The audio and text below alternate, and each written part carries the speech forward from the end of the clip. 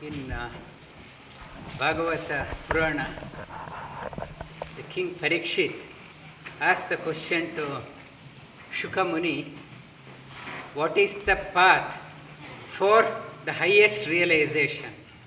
How I can realize the highest? So time is ticking, and how to realize the highest?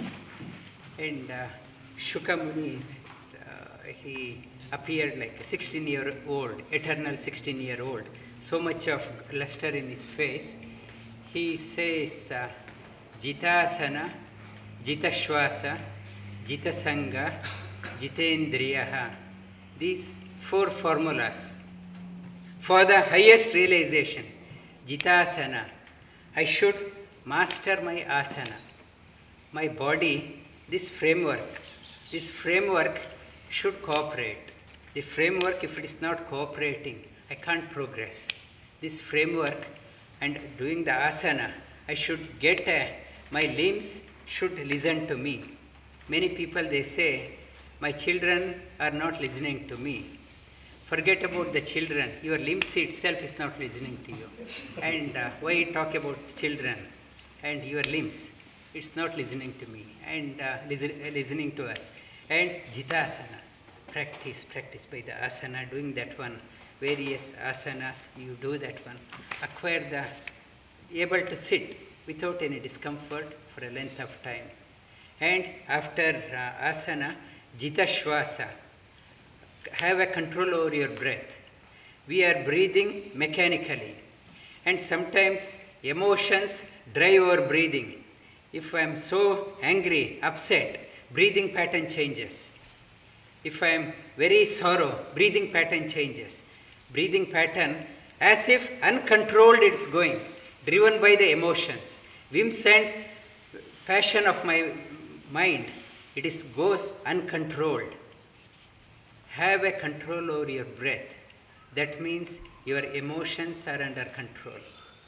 And mind is not running amok and breath is going, it's uncontrollable.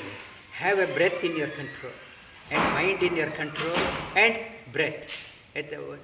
You have to, when the pranayama is nothing but, now I am breathing mechanically. I have no control over the breath. You manipulate the breathing pattern so that mind is awakened. When you start breathing normally, mechanically, mind goes into dullness, becomes very dull, and become boredom. It goes into boredom. You manipulate the breathing. Svasa prashvasa yor gati vichedana pranayama. Manipulate the breathing. Deliberately manipulate. Forcefully you change that one so that mind is awakened. Otherwise, mind becomes drowsy, lazy, and becomes dull. Manipulate such a way that mind is awakened. Jitasana, jita svasa, and jitasangha. And another thing which prevents us to blossom is too much of attachment. Attachment for my property, my children, my husband, wife, and property, work. So much of attachment. Many people say, yes, I want to do, but I am busy with my children. Children get upset, or wife get upset, husband get upset. Life is passing away. We are not utilizing what is important in our life. Even in the last minute of our life, maybe 70, 80 years, still attached to my business. I am not still attached to my head oriented. I am not spending my time for inner blossoming. It's so much of attachment. And Shukacharya says, too much of attachment to these ones, it brings out the fall of the soul. We are responsible our own downfall because of these attachment. We are so attached, and why soul is not rising? Because we are so attached to trivial things, material things.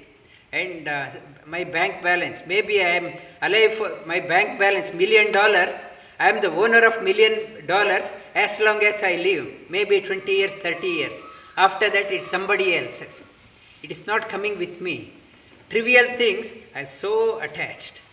And so attached to the children. Children, many people they say the children are not listening and they have to go after the children. And children, when they grow up, they have their own life.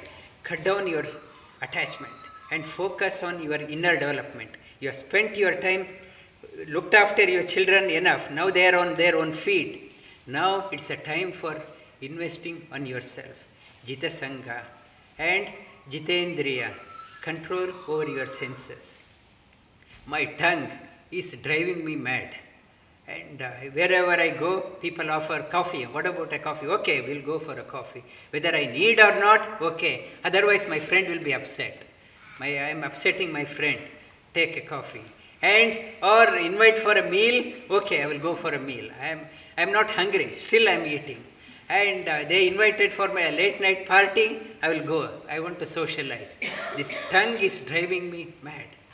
It's a yogi in the scripture says that even the greatest of the yogi, one of the impediments is the tongue. The tongue is driving me amok, driving me mad.